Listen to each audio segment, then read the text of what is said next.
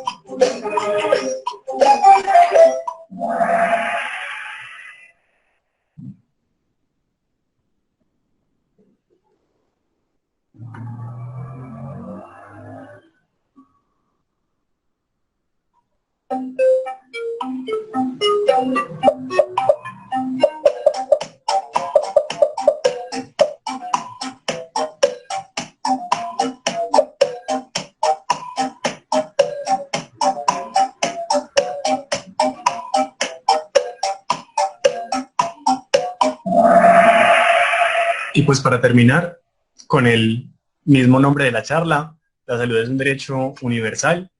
Es muy importante resaltar que los derechos no son de quien lo quiera, así como uno tiene derechos que de por sí son inherentes a uno o a las condiciones en las que esté, también tiene deberes y uno no puede renunciar a los derechos, así quiera renunciar a ellos. No siendo más entonces, ay, espérenme, que sí siendo más, faltó ver la calificación final. Espérenme acá.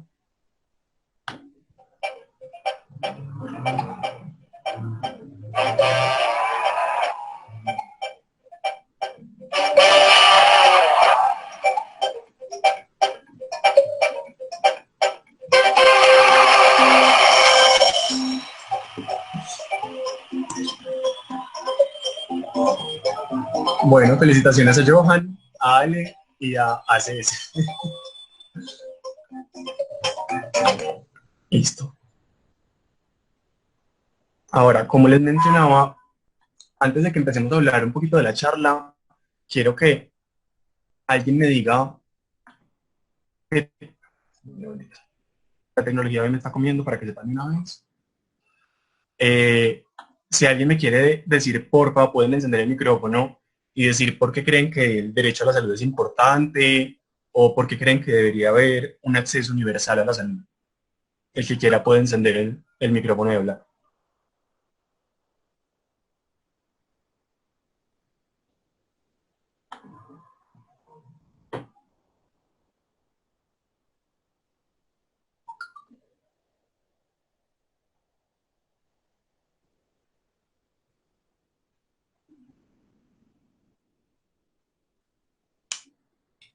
Nadie quiere decir nada.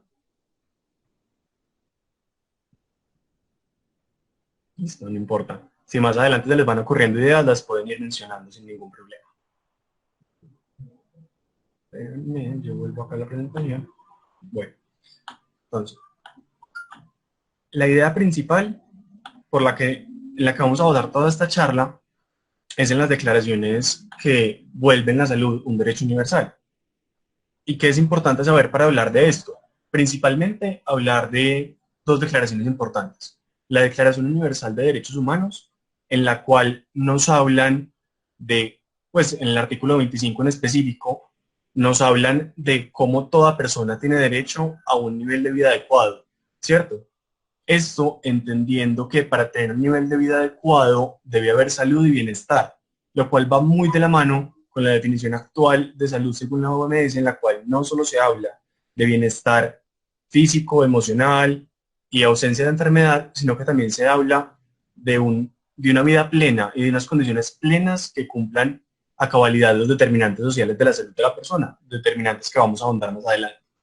También es muy importante tener en cuenta que cuando hablamos de declaraciones, nos reglamenta la Declaración Internacional de los Derechos Económicos, Sociales y Culturales, esta que fue proclamada en 1966, en su artículo 12, nos habla que todas las personas tienen derecho a una salud y a un sistema de salud integral que les cumpla todas sus necesidades, y nos habla más específicamente de cómo acceder y cómo generar esta salud en las personas, no tan general como nos habla la Declaración Universal, sino más específico, y también en otros de sus artículos nos habla de todos los derechos laborales que tienen las personas, salud en el trabajo, salud mental, salud física, todo es mucho más integral. Les voy a poner un videito en el cual la Organización Panamericana de la Salud, junto con la Organización Mundial de la Salud, nos hablan como en general qué es el derecho a la salud y por qué debería ser universal. Y más adelante vamos a ahondar sobre esto.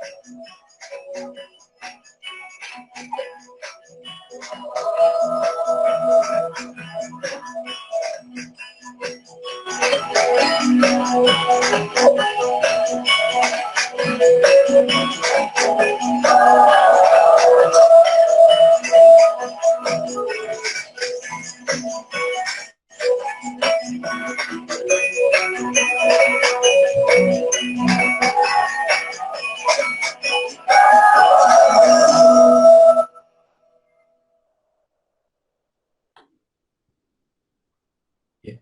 Entonces, en esa nota es importante entender que sí, es importante la salud como un derecho, pero es mucho más importante la salud como un derecho universal y la salud con accesibilidad universal, ya que la salud por sí sola, y como les mencionaba en los derechos anteriormente, los derechos no son divisibles, los derechos no son fragmentables ni son renunciables, por lo cual al vulnerar un derecho vamos a estarlos vulnerando todos de manera subsecuente. Entonces, sí podemos tener un derecho de acceso a la salud, que puede que sea no vulnerado, pero si no tenemos acceso universal a la salud, va a haber mucha vulneración de los derechos adyacentes, ya que no podemos pretender que todas las personas tengan la capacidad económica adquisitiva suficiente para llegar a tener una salud plena. Ahora, ¿por qué es tan debatido el acceso universal a la salud?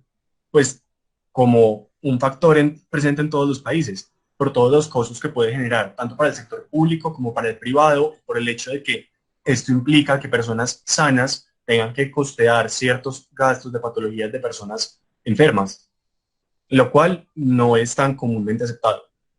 Ahora, para entender un poquito más de la importancia de este derecho y de la importancia de este, vamos a hablar de los objetivos de desarrollo sostenible.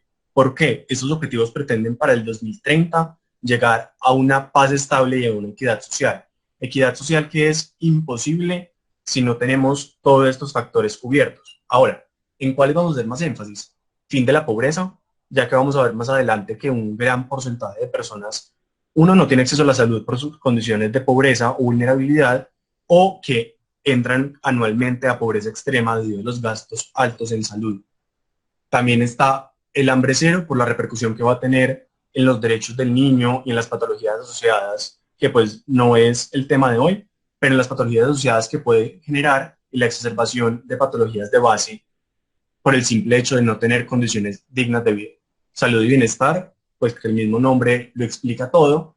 Y ya más adelante vamos a hablar un poquito de cómo se pueden involucrar los otros, sobre todo en la parte de trabajo de centro de crecimiento económico y la igualdad de género como factor fundamental integrativo en la medicina para que sea un derecho precisamente universal y que no se presenten vulneraciones en la atención. Ahora, para entender también la importancia, y como les hablaba un poquito antes de la definición de salud que nos presenta la OMS en este momento, debemos hablar de los determinantes sociales de la salud. Determinantes sociales entendiéndose como todos esos factores que pueden llegar a afectar a una persona, repercutir en su salud, en su bienestar y en su desempeño en la vida futura. Ahora, estos vienen de varios tipos y por eso les traje dos modelos diferentes. Un modelo esquemático y el que se conoce comúnmente como el modelo de la cebolla, por así decirlo pues de forma burda, que lo que hace es hablar desde las características más intrínsecas de la persona que la van a afectar más directamente hasta las más extendidas, sociales o ambientales. Entonces, hablando un poquito como del modelo de la cebolla, en la parte más interna tenemos todos los factores genéticos y biológicos de la persona. A medida que nos vamos extendiendo y nos vamos como adentrando en la sociedad y en los factores externos, si vale la redundancia, vamos a empezar a ver que hay otros factores como la educación, la accesibilidad de los servicios, todo lo que son redes sociales, comunicación, familia. Y el otro modelo que me gusta realmente más, porque explica mejor los determinantes, es que vamos a tener unos determinantes que van a ser estructurales o intermedios, que básicamente los determinantes estructurales, sobre todo la parte del contexto socioeconómico y político, y los ejes de desigualdad, van a ser factores de difícil modificación, sobre todo cuando estamos hablando de género, edad, etnia, que son factores que trascienden nuestra capacidad de cambio, y vamos a tener otros valores que sí van a ser modificables, como las condiciones de empleo, trabajo, los ingresos que vamos a tener, factores psicosociales o el entorno residencial. Sin embargo, es importante tener en cuenta que todos estos factores se van a sumar y nos van a generar bien sea un pro o un contra. Por eso es que una de las cosas a las que más le hace énfasis la salud como derecho no es solo el tratamiento inmediato de las personas, sino en generar una promoción y prevención tal que cualquier persona pueda llegar a reducir sus gastos en salud, de forma tal que si tenemos menos patologías por una mayor prevención, por un mejor estilo de vida, vamos a tener menos gastos ocasionados a la salud y por ende vamos a poder tener una mayor cobertura que nos abarque pues más personas y se vea menos vulnerado este derecho. Hablando un poquito como de los retos que tenemos para generar una correcta cobertura en salud y que eso vuelva efectivamente universal, debemos hablar de varios factores. Uno de ellos es la pertenencia cultural. Otro de estos es la accesibilidad, que vamos a hablar más adelante. Y la pertenencia cultural es muy importante, ya que si tenemos una buena accesibilidad, todas las personas pueden llegar efectivamente a nuestros centros de salud, a nuestros programas de promoción, a nuestros programas de prevención, tener los medicamentos adecuados, pero no hay una pertenencia cultural, no vamos a lograr hacer nada. Estas personas no van a estar interesadas, o estas personas, estas comunidades, no van a estar interesadas en lo que tenemos para ofrecerles y por ende se va a estar vulnerando el derecho como tal. Ahora, ¿cómo podemos hacer una aproximación hacia la pertenencia cultural? Tenemos que tener muy en cuenta nosotros como actores en salud, primero, cómo abordar a nuestro paciente y también tenemos que tener en cuenta las diferentes creencias, salir de nuestro rol de médicos occidentales para generar una interculturalidad tal que podamos como llenar esa brecha y también buscar una comunicación efectiva que en muchos casos, sobre todo en nuestro país, no es posible por las diferentes etnias culturales que tenemos y los diferentes idiomas que tenemos, siendo nosotros un país pluricultural. También, entonces, nos tenemos que proponer o pensar, plantear más bien, tres preguntas. ¿De qué cultura somos nosotros? ¿Cuál es nuestra etnia? ¿De qué grupo somos? Y esas tres preguntas, plantearlas también para nuestros pacientes, la persona que está frente a nosotros. ¿De qué cultura es? ¿De qué etnia es? ¿De qué grupo hace parte? ¿Cuál es su capacidad adquisitiva? Para así nosotros generar un correcto abordaje en salud que no le genere gastos adicionales o que incremente su capacidad adquisitiva y también entender cómo generar ese empalme de manera que la persona pueda confiar en nosotros y que efectivamente sus necesidades sí sean suplidas. Hablando un poquito de la accesibilidad, es importante tener en cuenta que actualmente solo la mitad de la población mundial tiene acceso a los servicios de salud. Nosotros en Colombia es un poquito menor esta cifra, aunque nuestras leyes generan gran accesibilidad y gran cobertura en salud, como les mencionaba, poblaciones vulnerables, poblaciones tipo los indígenas o otras comunidades, por ejemplo la comunidad LGTBI, aunque hay una correcta accesibilidad, no hay una correcta pertenencia cultural y pertenencia social. Ahí es cuando hablamos de que si tenemos una correcta accesibilidad con una baja pertenencia, no vamos a ver nada. Acá es importante tener en cuenta que cuando vamos a hablar de accesibilidad, también tenemos que hablar del género. ¿Por qué el género? Ya que se ha visto que las mujeres tienen menor accesibilidad a servicios de salud, bien sea por sus condiciones de violencia intrafamiliar o por sus condiciones laborales y sociales, y sobre todo, personas de la comunidad LGTBI tienen menos accesibilidad por los riesgos asociados a la atención en salud y pues, aunque es un tema completamente aparte, por la presunción de heterosexualidad, pues, y otras dinámicas sociales que médicamente les limitan la atención, aunque realmente las regulaciones siguen siendo las mismas para todas y deberían tener en teoría las mismas coberturas. Ahora, en cuanto a costos, que es lo más importante, ¿por qué es importante que tengamos el derecho a la salud como algo universal? Como les mencionaba antes, 100 millones de personas llegan a la extrema pobreza cada año solo por gastos asociados en salud. Esta cifra es mucho mayor en Estados Unidos, que es uno de los pocos países desarrollados que no tiene cobertura universal en salud. ¿Y por qué esto es un reto? Estamos primero incumpliendo de forma directa los objetivos del desarrollo sostenible que les mencionaba anteriormente. Segundo, estamos incrementando la brecha social de forma marcada y que se estima que anualmente hay gastos por persona. Y les voy a hablar sobre todo de la estadística de Estados Unidos, que es una de las más marcadas, en otros países son más disminuidas. Por persona se estima que hay un gasto de $4.968 anuales en servicios de salud. Ahora, la mayoría de esto es asociado a cobertura de salud y planes de salud. Se estima que cada persona, en cuanto a atención y lo que nosotros llamamos copagos, gasta un aproximado de $600. Sin embargo, son factores muy altos que no toda la población tiene acceso a estos. Aquí es cuando nos empiezan a proponer varios factores de relevancia. Sobre todo nos propone esto la Organización Mundial de la Salud y la Organización de las Naciones Unidas, y posteriormente lo empiezan a adoptar los diferentes países.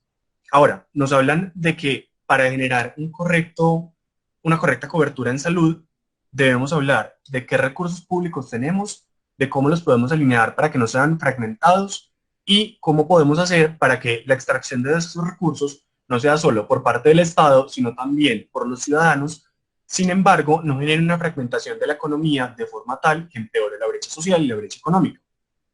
Ahora, ¿qué nos proponen?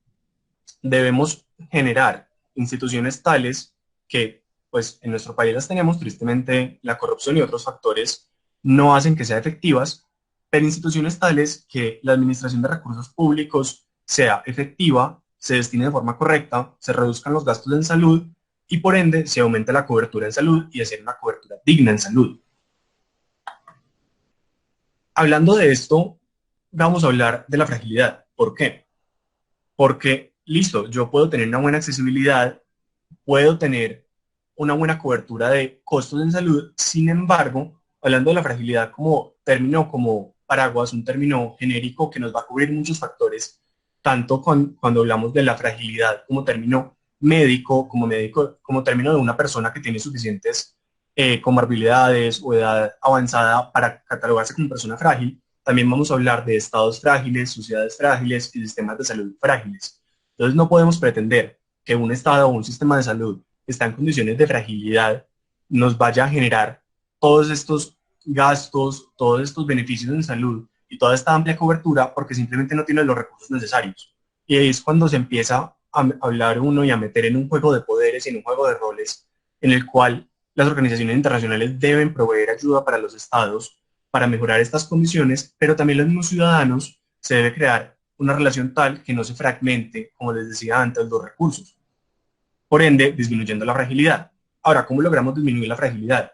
En gran medida aumentando los programas de promoción y prevención que tenemos. Si tenemos menos patologías graves, tenemos por ende menos gastos asociados a la salud. Igualmente, esta fragilidad se reduce sobre todo en países en vía de desarrollo cuando aumentamos las condiciones sociales y las condiciones de vida de nuestras personas, de nuestra comunidad. ¿Por qué? Vamos a tener mucho menor número de enfermedades transmisibles y vamos a tener menor número, perdón, de patologías asociadas a la mala ingesta de alimentos. Entonces, pues, esto es un factor muy importante. Metiendo un poquito de tema que se sale, sobre todo por nuestro país, la simple presencia del conflicto armado aumenta la fragilidad del país, porque aumenta la divisibilidad del mismo. Entonces, esa puede ser uno de los factores que nos explican por qué, teniendo en Colombia un muy buen sistema de salud en la parte teórica, no estamos en la parte práctica. Para terminar, por así decirlo, porque realmente después de esto quiero que pasemos como a una parte de conversatorio de cómo creen que es la situación en Colombia, cómo creen que se puede mejorar o cómo la abordaríamos. Quiero que hacer como una reflexión sobre lo que es la calidad versus la cantidad, ya que el simple hecho de hablar de un acceso universal de salud nos va a implicar de forma inherente que tenemos que aumentar la cantidad de personas que va a abarcar el servicio. Sin embargo, teniendo recursos limitados, recursos ya establecidos, que no queremos empeorar como la extracción de los mismos en nuestra comunidad, porque si no, las condiciones económicas van a disminuir, debemos hablar de también cuál es nuestro rol médico y cuál es el rol de las entidades prestadoras de salud en la calidad de los servicios. Deben ser siempre servicios de alta calidad para efectivamente cubrir las necesidades de sus pacientes, pero debemos ver qué gastos podemos reducir. Por ejemplo, cuando hablamos de vendajes, recurrir no al vendaje de última generación, al vendaje que tiene presencia de antibióticos en el mismo, sino otros vendajes de menor costo, pero de igual efectividad clínica, efectividad microbiológica, y que van a tener resultados similares, sin embargo los costos van a ser mucho menores, por lo cual vamos a poder generar mayor accesibilidad al mismo en las instituciones, independiente de su nivel de complejidad, y también vamos a poder abarcar a mayor número de pacientes. Dicho esto, quiero que me expresen, que abran los micrófonos, que abran las cámaras y que hablemos un poquito de cómo creen que es la situación en Colombia. Les debo el espacio a ustedes.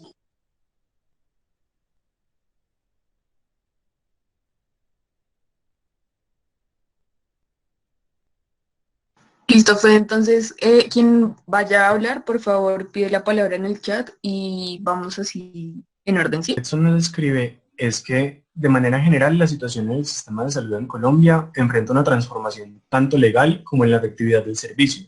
Actualmente se debe lograr una propuesta en busca de la prevención que no tiene el sistema de salud en Colombia. Gina también nos quiere comentar, si quieres Gina enciende el micrófono. Vale, buenas noches.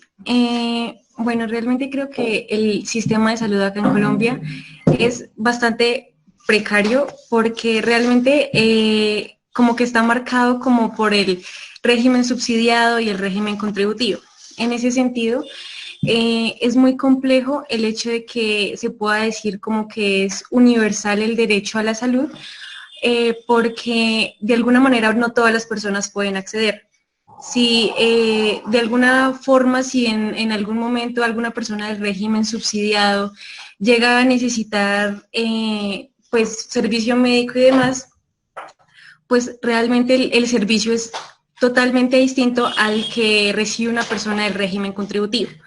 Entonces, ahí se ve como la desigualdad que hay en ese tema y como qué tan válido puede ser que se pueda decir que es un derecho universal cuando el mismo Estado y el mismo sistema de salud no lo cumple. Entonces, es más como esa desigualdad que se ve en el sistema de salud, es como la opinión que tengo frente a ello, porque pues he podido ver y personas cercanas que están tanto en ambos regímenes, tanto en el contributivo como en el subsidiado, y son esas diferencias que se pueden ver. Entonces la atención a veces llega a ser un poco compleja, un poco complicada, y no todas las como medicamentos, bueno, todos los tratamientos que en algún momento puedan llegar a necesitar las personas, se los dan. Entonces es como eso. Muchísimas gracias. Sí, como lo dices, pues tan claramente, tristemente es real. Nosotros en nuestra legislación sí tenemos una buena cobertura en el papel, por eso hago el énfasis, porque en realidad en la práctica no se ve. Y por eso es que nos tenemos que preguntar de qué sirve una buena cobertura en salud teórica si no tenemos buena accesibilidad, si en la práctica no se cumple realmente el derecho, entonces hacia dónde estamos buscando avanzar. No sé si alguien más quiera comentar su opinión al respecto. Hola, para lo que decía Gina, también las citas con los especialistas son cosas que se demoran mucho y lo que decía de los medicamentos y dicen que la EPS no cubre eso, entonces como un pésimo servicio y también está la forma de atención que tienen los médicos frente a algunos sectores, por ejemplo en los casos de violencia, cuando una mujer va a sentirse es que el médico no la atiende bien, pero eso ya depende como del médico, ¿no? Sí, como lo dices, es verdad. En muchos casos sí depende del médico. Como comentábamos, sobre todo en la parte de mujeres y población LGTBI. Sin embargo, también hay ciertas restricciones, sobre todo en la parte legal y práctica en cuanto a la accesibilidad de los servicios. Específicamente cuando hablamos de pruebas específicas, por ejemplo, tamizaje de ITS, no es tan fácil acceder a los mismos, sobre todo en la comunidad LGTBI en este caso, y pues sobre todo también haciendo un hincapié a la parte del conocimiento médico, la activación de códigos fucsias o de códigos pertinentes a la mujer como tal, muchas veces no es tan correcta o conocida, por lo cual ahí no solo estamos hablando ya del limitante legal, sino el limitante práctico del personal de salud que tenemos. Pero tienes toda la razón, muchísimas gracias.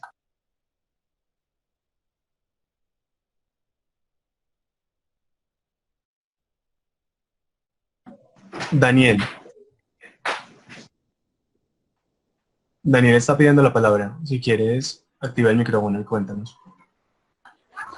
Bueno, vale, son como varios puntos de vista que tienen mucha razón con lo que ya habían mencionado y creo que es también supremamente importante hacer hincapié en esa delimitación que en un momento pasado hablaron acerca de las diferencias claras que tiene el régimen subsidiado y contributivo y que no es solamente para los pacientes, sino para en general todos los profesionales y las profesionales que desempeñan en ambos cargos.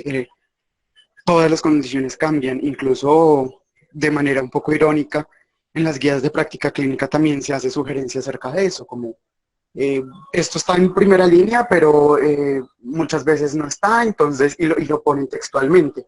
Entonces vete al médico, y a veces uno termina haciendo procedimientos que a las luces científicas no son las más adecuadas, pero que terminan siendo lo que toca, porque no hay más. Y entre eso y nada termina siendo mejor. Pues eso que puede ser lesivo para los y las pacientes. Y claro, yo creo que ese es el principal enfoque que hay que tener y que en general la lesión es muy lesiva para el sistema de salud.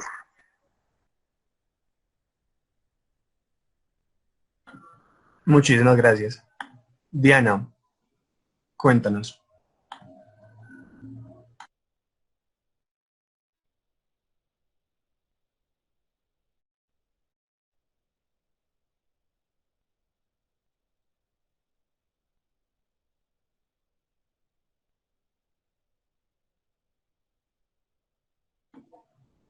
No, realmente, pues ese es el mecanismo adecuado para seguir cuando se niega un servicio como tal. Incluso es triste porque hay muchos casos en los que se hace un desacato a la acción de la tutela y toca ya usar otros mecanismos subsecuentes secundarios para que se cumpla el derecho. Pero sí, les quiero hacer una pregunta específica para el que quiera hablar al respecto, y es cómo creen que se ha visto en la práctica, aunque ya nos comentaban un poquito antes al respecto, ese dilema entre calidad y cantidad en los servicios de salud.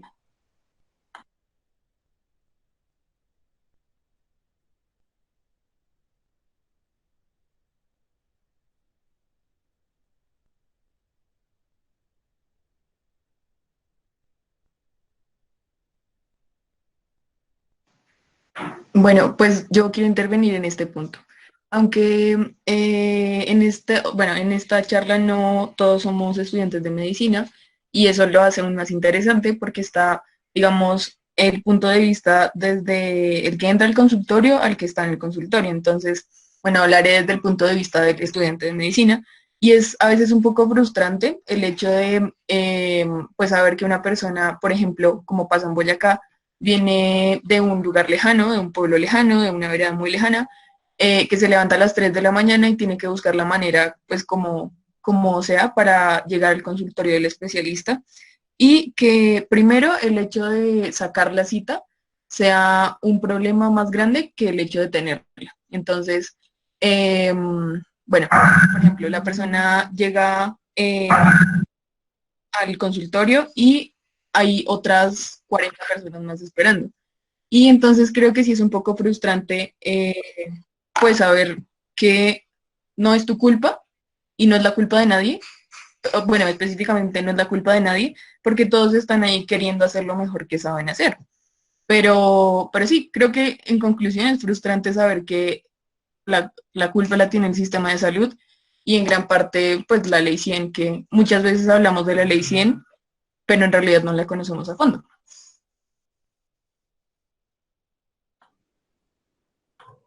Súper, gracias. Daniel,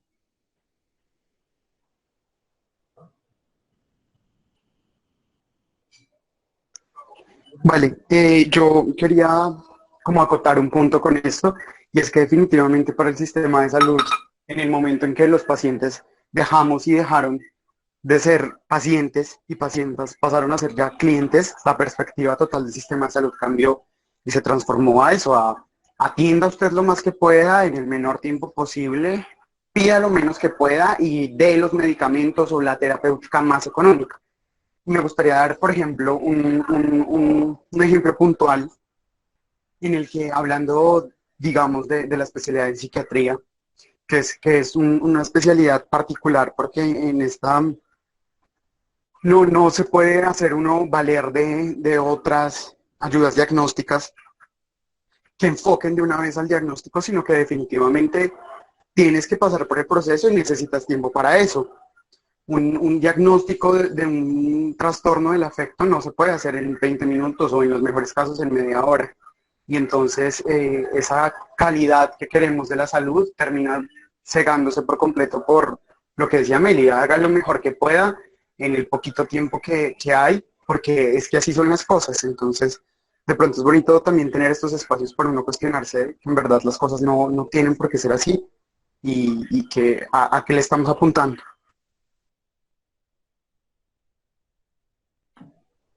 Súper, gracias. Antes de darle la palabra a Lorena, voy a leer un mensaje que escribió Carmen en el chat que me parece muy importante para hacer una acotación. Y es que ella dice, es entendible que el sistema de salud en nuestro país ha sido muy complejo y en este momento los argumentos son muy valiosos cuando el usuario necesita atención médica. Es tan sencillo como el hecho de buscar una cita médica sin lograr el objetivo, y menos aún cuando de esa cita sale con órdenes para exámenes y se convierte en todo un paseo de la muerte porque no se logra la autorización de dichos exámenes o menos la cita para la toma de estos, y ahora nunca puede llegar con dichos resultados. Eso es verdad, incluso es uno de los mayores retos que se ha presentado cuando se habla de acceso universal a la salud, ya que debido a la falta de personal capacitado y a la falta de recursos suficientes en los diferentes sistemas, incluso los sistemas desarrollados, por eso es que se habla tanto de la fragilidad de los sistemas, se han dado también muchos retrasos en la atención. Por ejemplo, los procedimientos selectivos pueden pasar de tener meses en la atención a años para la atención de los mismos.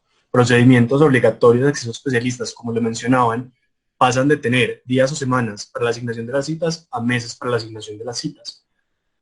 Entonces acá cuando nos debemos cuestionar cómo podemos hacer que nuestro sistema sea menos frágil para tener mayor calidad en salud. Realmente la pregunta que me hace Angélica es una pregunta a la que o sea, yo no te tengo la respuesta. ¿Por qué? Porque nuestro sistema de salud está diseñado de forma tal que eso exista. ¿Cómo se podrían disminuir? Generando una reforma del sistema de salud, la cual, a menos que haya mucha capacidad política y voluntad ciudadana, va a ser imposible. Lore tiene la palabra. Bueno, retomando un poco la opinión de Melissa, más que todo porque pues yo también soy estudiante de medicina y puedo hablar desde ese punto de vista. Creo que hay demasiados factores que influyen en esta crisis de salud y yo creo que por parte de nosotros, como médicos en formación, es fundamental para mejorar un poco la calidad de la atención, es no tener una consulta médica unidireccional con el paciente, sino también hacerlo partícipe de esas decisiones hechas en ese consultorio. Y sobre todo que no podemos verlo como un ente que está enfermo, sino también de una manera integral, ver cada aspecto que tiene ese paciente.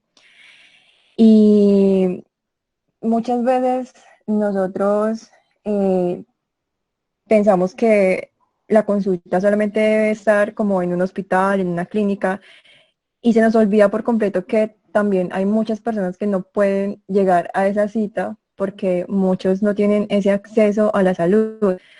Entonces es como grabarnos el hecho de que en ciertas ocasiones debemos ir hacia ellos para solicitar, para ofrecerles ese servicio. Y también creo que muchas veces nosotros nos vemos súper frustrados en la mayoría de los casos porque queremos ofrecer un servicio bueno, de calidad, pero nos vemos limitados y, por así decirlo, amarrados por todas las leyes que dicta la EPS en la que estés trabajando. Y eso es todo.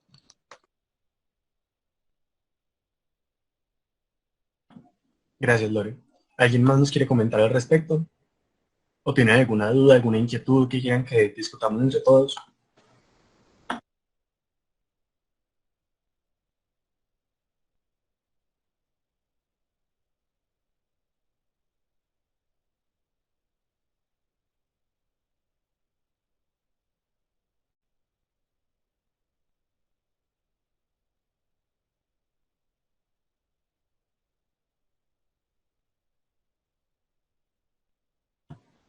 Angélica, claro que sí, coméntanos.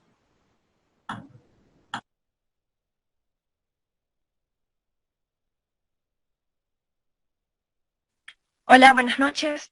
Respecto a lo que acaban de comentar, de llevar servicios de salud de calidad a aquellas poblaciones en las cuales son a hospitales, clínicas o ambulatorios, las sociedades científicas, tanto nacionales como internacionales, a nivel de Latinoamérica, llevan a cabo eventos llamados TUMIS, en los cuales intentan por unos 3 días, 4 días, establecer como un pequeño ambulatorio con el cual se puede ofrecer consultas a la mayor cantidad de personas posibles. Sin embargo, no sé qué opinan ustedes al respecto de cuál es el verdadero impacto que está logrando ello, puesto que en corto periodo de tiempo es gran cantidad de pacientes la que se atiende y realmente se presta un servicio de calidad. O sea, va a generar o va a saciar la necesidad de salud que tiene ese establecimiento, o solamente vamos a ponerlo como, sí, lo sacia, pero por un periodo muy corto, realmente no lleva un impacto a gran escala por ni siquiera se hace un seguimiento a la población atendida. No sé qué opinan ustedes, si ustedes han asistido a este tipo de eventos en sus países o si conocen alguna organización que lleve a cabo, si realmente opinan de que tiene impacto a largo plazo. Gracias. Angélica, se estaba medio cortando la señal, entonces te voy a preguntar para que nos hagas el énfasis. ¿Estabas hablando en específico de brigadas en salud o a qué estabas haciendo referencia?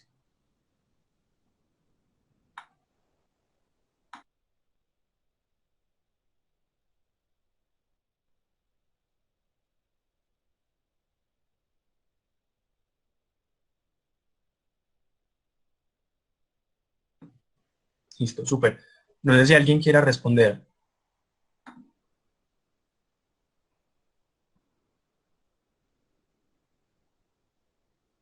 Bueno, mientras tanto, si quieren dejar la opinión por ahí, te comento yo un poquito al respecto.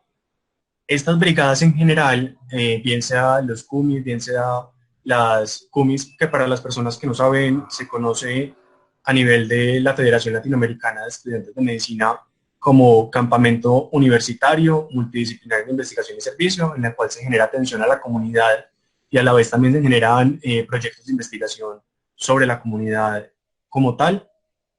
Eh, pues estos también combinados con otro tipo de brigadas en salud.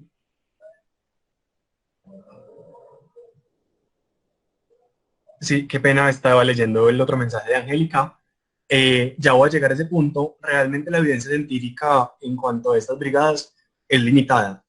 Sí se ha visto que mejoran la accesibilidad a los servicios de salud en momentos específicos, pero lo que más se les ha criticado es precisamente la falta de continuidad que se da a los pacientes. Por ejemplo, se ha visto beneficio estudiado en comunidades en las que periódicamente se hacen brigadas, tipo cada 15 días, cada mes, en la cual efectivamente sí aumenta la accesibilidad y se han visto resultados demostrados.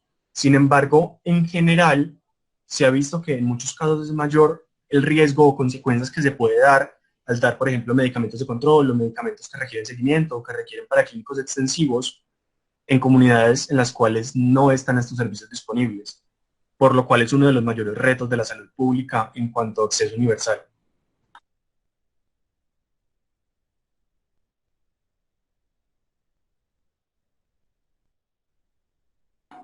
No sé si eso responde a tu duda, si los otros de acuerdo o si quieran decir algo al respecto.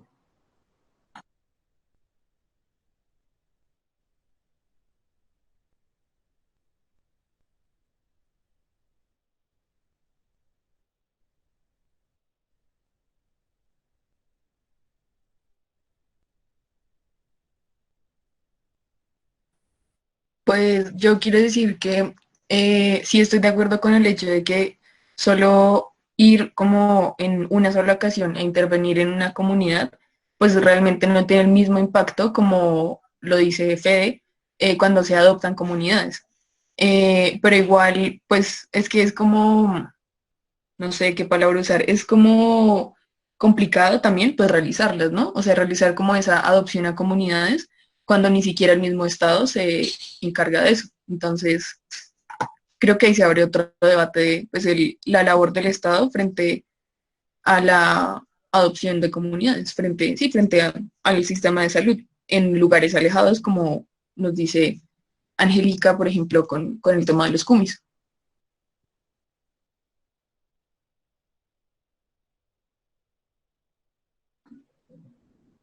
Gracias. ¿Alguien más nos quiere comentar algo al respecto? Mientras que alguien pide la palabra, quiero hacer un hincapié al respecto a lo que decía Melissa, y es que efectivamente, hablando específicamente de las comunidades indígenas, que en tanta abundancia tenemos en nuestro país, tenemos un factor clave muy importante, y es que primero no se presenta buena accesibilidad a estos servicios, y segundo no se presenta una buena pertinencia cultural. Esto acompañado de la competencia cultural necesaria para generar el entendimiento. Por ende, el hecho de que nosotros lleguemos a crear un centro de salud al lado de un cabildo indígena o al lado de un resguardo es básicamente llegar a no generar nada, porque no estamos generando el correcto entendimiento para que la medicina occidental se entienda con su medicina tradicional y así generar un cruce de culturas tal que sea beneficioso para todos. Entonces simplemente estaríamos generando gastos asociados al sistema de salud, que es uno de los mayores limitantes que tenemos actualmente y que la misma comunidad lo expresa. Nosotros necesitamos medicina, necesitamos atención, pero atención digna.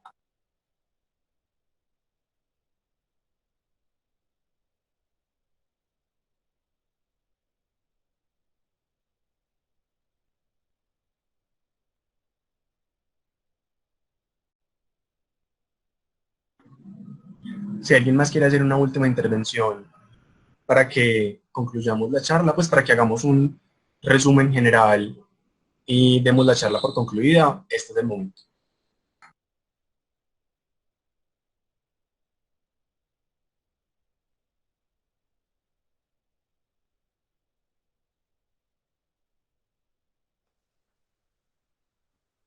Bueno, Fede, solo creo que Angélica culmina su idea diciendo que es tomar como una responsabilidad que debería correr el Estado. Se encuentran el punto de querer hacer una buena acción, como sacar vacíos, perdón, como saciar vacíos gubernamentales. Y bueno, si alguien más tiene alguna opinión, la puede dejar en el chat o abrir su micrófono.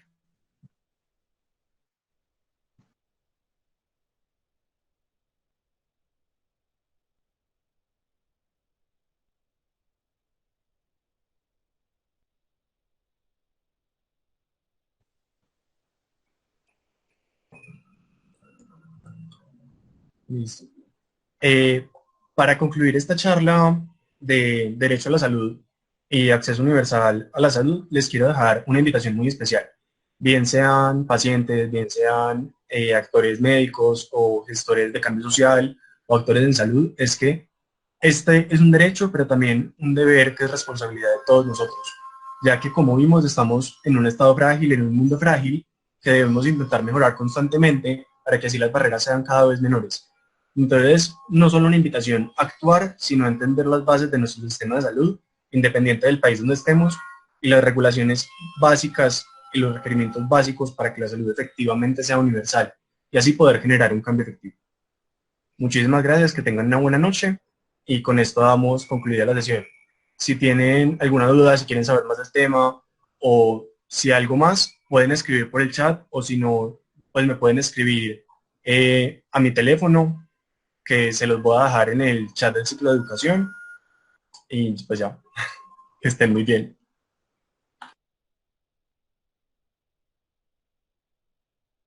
Gracias a todos por participar y bueno, hoy damos concluido el segundo módulo del ciclo de educación y gracias a ti, Fede, por acompañarnos hoy. Nos vemos en una próxima, la próxima semana. Nelly, un segundito antes de finalizar la conferencia, que nos pregunta Ceci Carvajal si tenemos Instagram o alguna página al respecto. En la página de la CENCOL y en el Instagram de la CENCOL generalmente montamos información relacionada con esta y otros proyectos. Igualmente ya en las diferentes conferencias te puedes enterar pues, sobre este y otros temas que tratamos, o si no, también a nivel internacional en la página de la IFMCI, sobre todo el comité de SCOP o de SCORP, que son Derechos Humanos y Salud Pública. Ya así que estén muy bien, que tengan buena noche.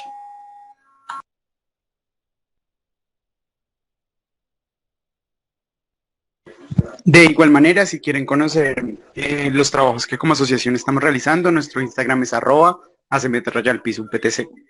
Gracias.